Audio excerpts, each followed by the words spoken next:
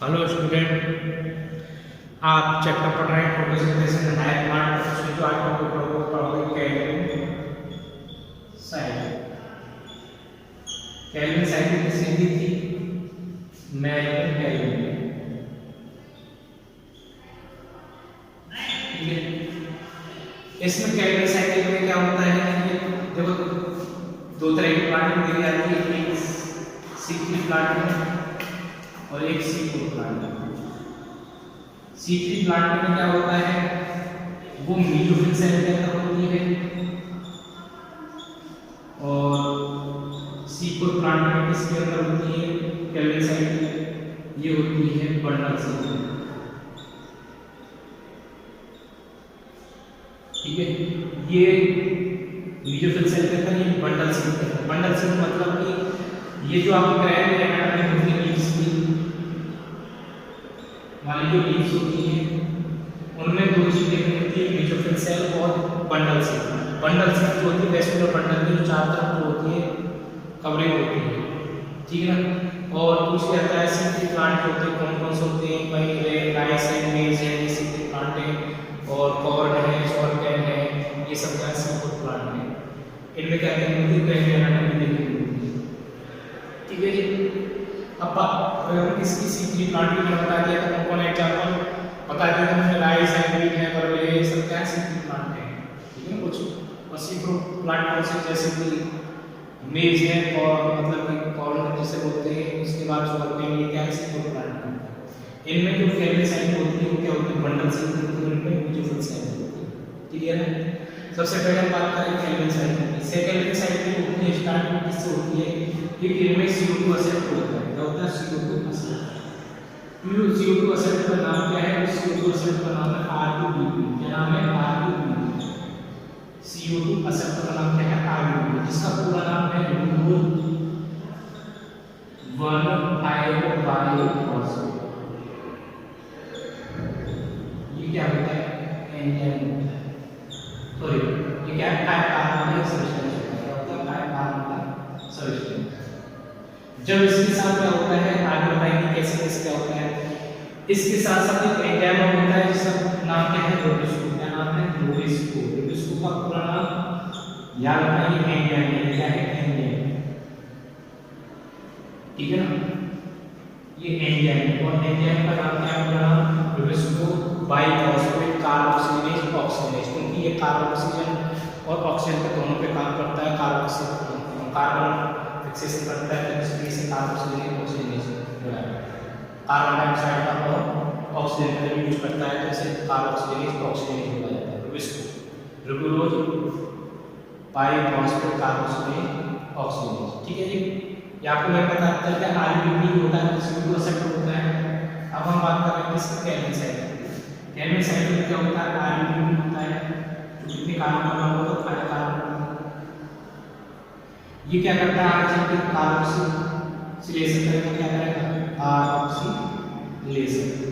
जब ये कार्बोक्सिलेशन करता है तो सीधी सी बात है इसका यूज होगा CO2 + H2।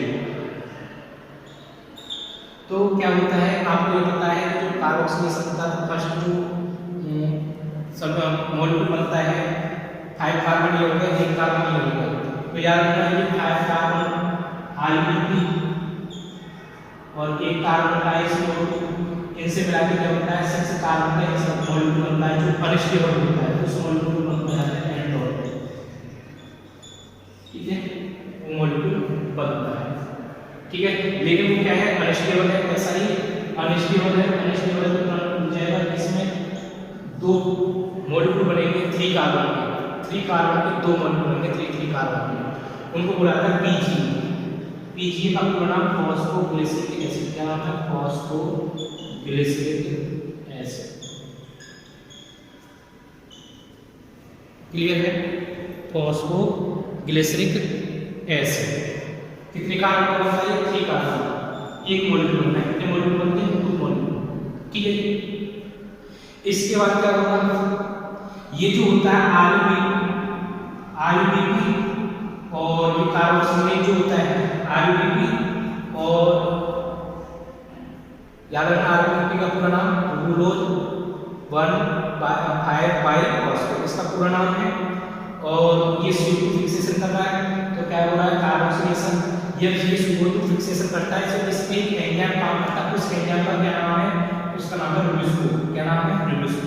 रिबोस्को जो होता है 5 कार्बन और एक CO2 कार्बन को फिक्स कर देता है, जिसका पूरा नाम क्या है, रिबोस्को का glucose by phosphate carboxylase oxygen. Clear है।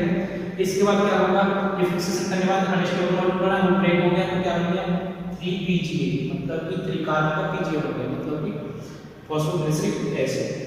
इसके बाद क्या होता है, इसमें होता है रिडक्शन। क्या होता है, रिडक्शन। जब इसमें रिडक्शन होगा तो क्या होगा, रिडक्शन होने के बाद, रिडक्शन होने के बाद क्या होगा, ATP का यूज हो जाएगा, ATP एनर्जी प्लस उसके साथ किस एनर्जी का, NADPH।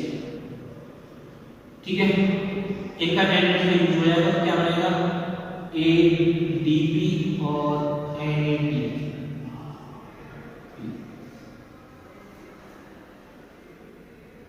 ठीक है, ये एनर्जी होती है यूज हो जाती है। जब ये एनर्जी यूज हो जाएगी, ठीक है, कितनी वन साइकिल में कितनी एनर्जी यूज हुई है, वो हुई है 280 केल्विन साइकिल की। वन साइकिल में कितनी ATP खर्च हुई, यहाँ पे रिडक्शन में 280 पूछ लिया था, रिडक्शन में कितनी एनर्जी यूज हुई, कितनी ATP खर्च हुई, 2, कितनी, एक केल्विन साइकिल। ठीक है, एक केल्विन साइकिल कितनी, 2 एनर्जी। तो यहाँ पे बनता है, क्या होता है, ट्राइओज फॉस्फेट। क्या होता है, ट्राइओज फॉस्फेट। ट्राइओज फॉस्फेट हो जाता है, क्या हो जाता है, ट्राइओज फॉस्फेट बनेगा, ट्राइओज फॉस्फेट। ठीक है, इससे क्या होता है, वन साइकिल में क्या होता है, एक कार्बन मॉलिक्यूल जो होता है डिपॉजिट होता है, ऊपर चलता है नीचे, जिससे क्या बनेगी, सुक्रोज और स्टार्च बनेगी। क्या बनेगी, सुक्रोज एंड स्टार्च।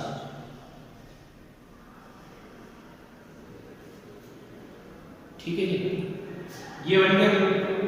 इसके बाद क्लियर है, ये जो होता है इसमें आपको पता चल गया एक साइड में कितनी ATP कर चुकी है, रिडक्शन में 2 ATP और 2 NADPH। इसके बाद क्या होगा, इसमें रीजेनरेशन देखा जाएगा। क्या देखा जाएगा, रीजेनरेशन।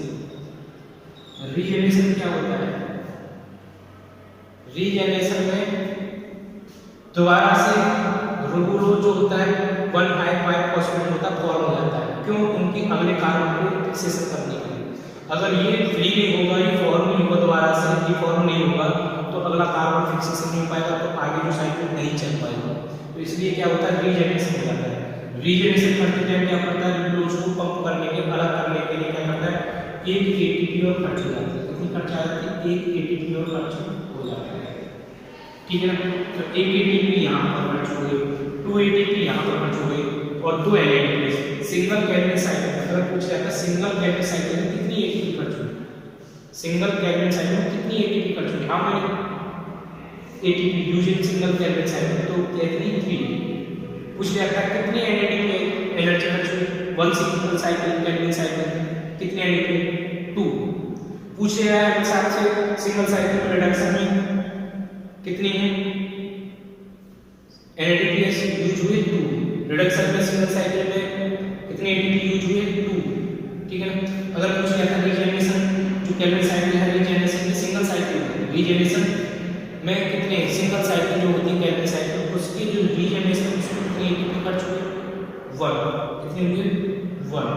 ठीक है ना, एक साइकिल में कितने कार्बन डिपॉजिट होते हैं, 1।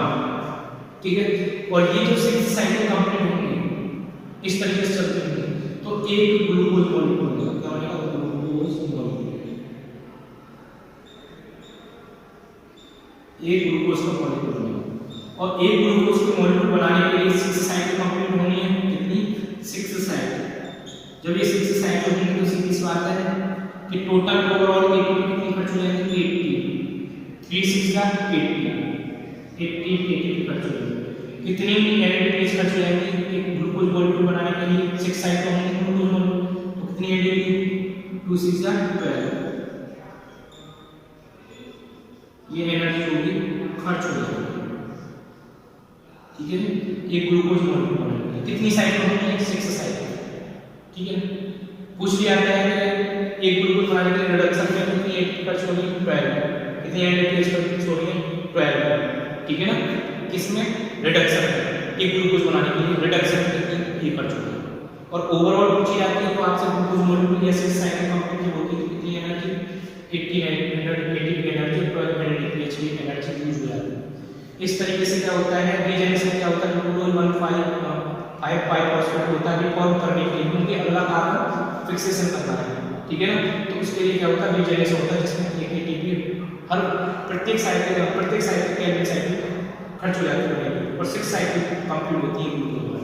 तो एटीपी रीजेनरेशन कितनी होगी 6 एटीपी पूरे कंप्लीट हो जाती है। क्लियर है। इस तरीके से आपका कंप्लीट होता है केल्विन साइकिल।